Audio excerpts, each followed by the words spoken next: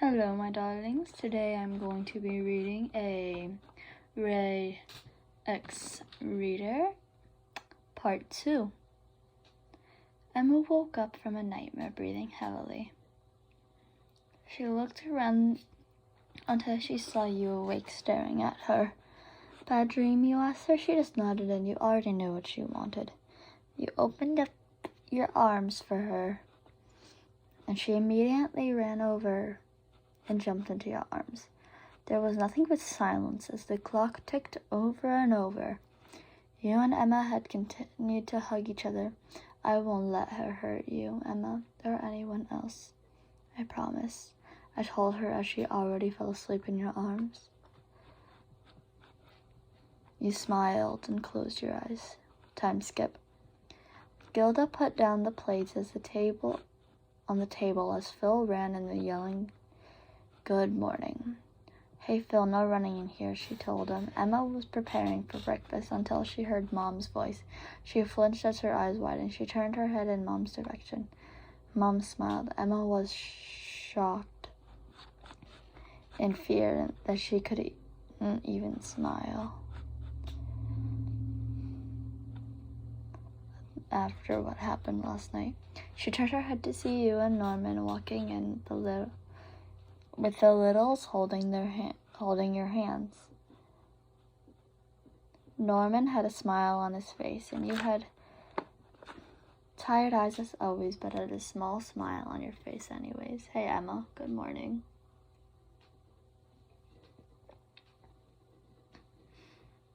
Norman told her. You could see the fear in her eyes as she sluttered.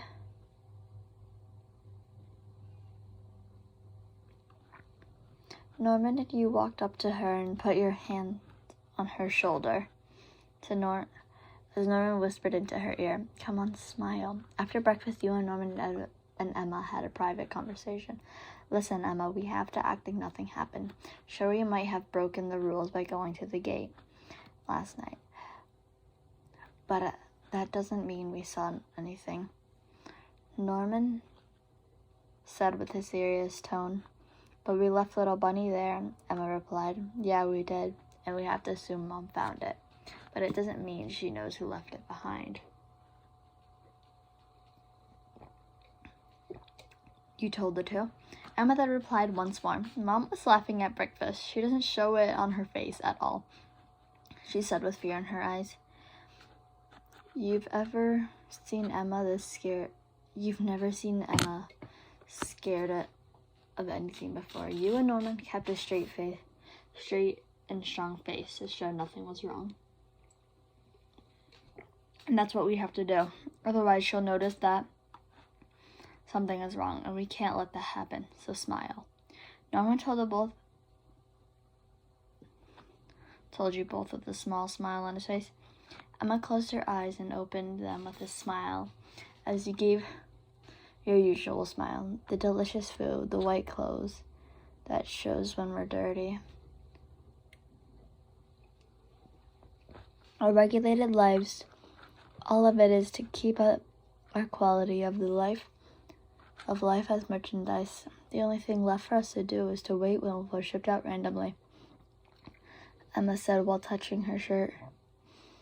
"But the demon confirmed it wasn't random," Norman said. "That's right," he said.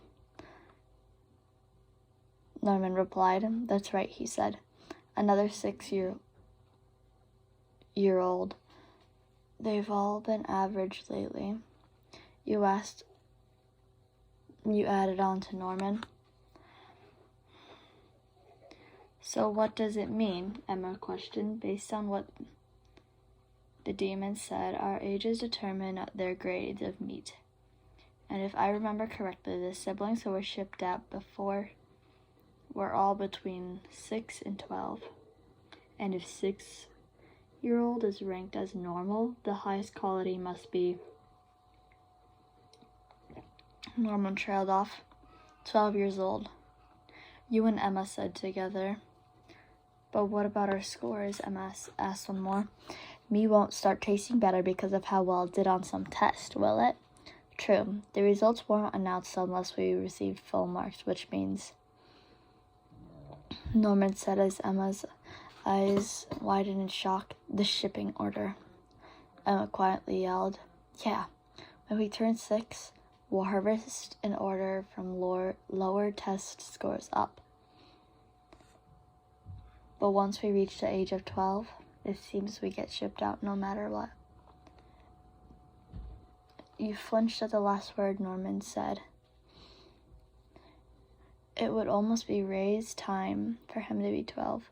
Ray would be shipped out soon. You didn't want that. Tears pricked your eyes as you walked away from the two as they continued to talk. You kept walking while looking down until you bumped into someone. "Ray?" He looked at you with a confused look. "Wyan, what are you doing? Hey, what gives?" You hugged him tightly as he struggled for you to let go. You silently cried as he stopped moving around and looked at you.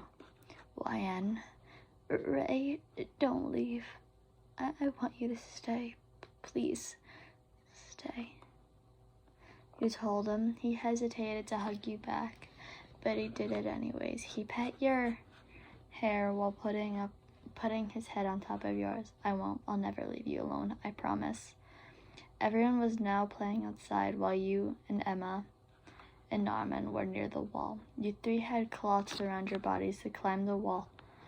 Now we have a way to climb over the wall," Emma said, having you and Norman nod. You and Emma jumped off the tree. "But we still have to forget about the hard part," Norman said. You touched his shoulder and added on to his words. "How to deal with the tracking devices and how to take everyone else from the escape." "Hey Norman, I was thinking maybe we should tell Ray and get his opinion on this." "Yeah," Emma agreed with you.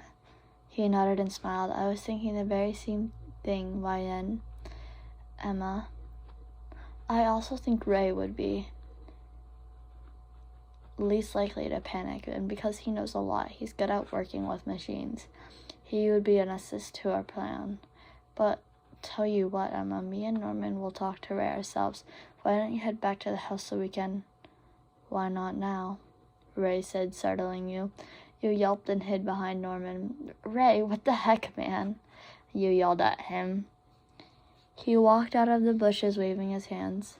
"Yo," he said. "Hey, sorry I followed you. It's just been bugging me all day, so I thought I should come and ask you." Ray continued to walk up to you three as he put his arms around your neck, squeezing you tightly. "Tell me what happened at the gate the other night, when you tried to take little Bunny to Connie. The three of you were acting weirder than usual and came back empty-handed even though you didn't see her." "You're so sharp," Norman called out at Ray, making him squeeze harder on you three.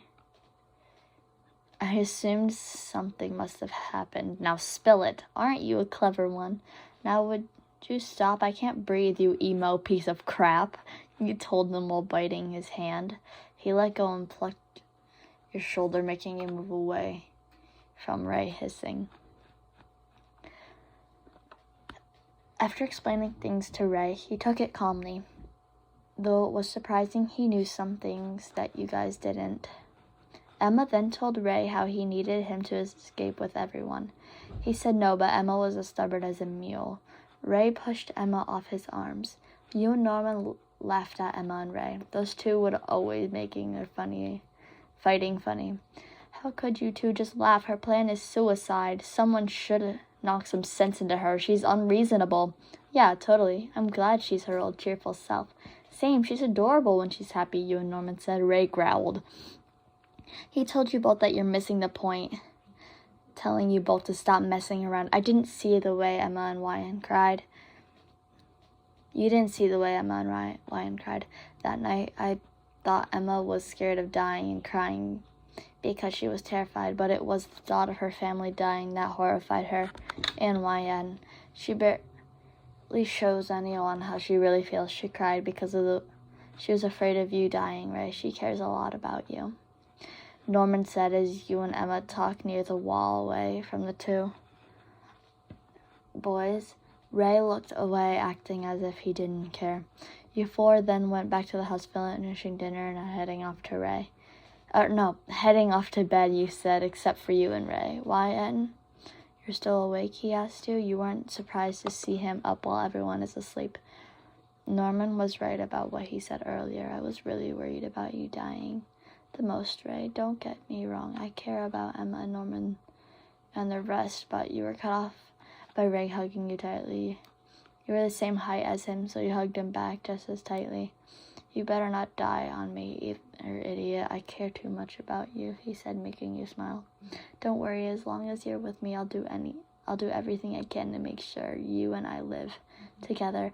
Ray let go of you. You and him stare at each other for a while.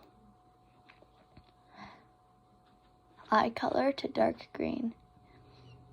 You both stayed like that for a while, until you two start leaning into each other. It wasn't as short and it wasn't as long. It was a nice loving kiss you and Ray shared together. When you stopped, you two stared into each other's eyes once more until you both realized what you just did. I'm sorry, I didn't mean, I was just thinking. And Ray was smirking at you and as you stuttered your words. You think you liked that, didn't you? He said, making you blush harder. Yes, you mumbled. Ray heard you and chuckled. He then kissed your lips one more time, smiling. I liked it too.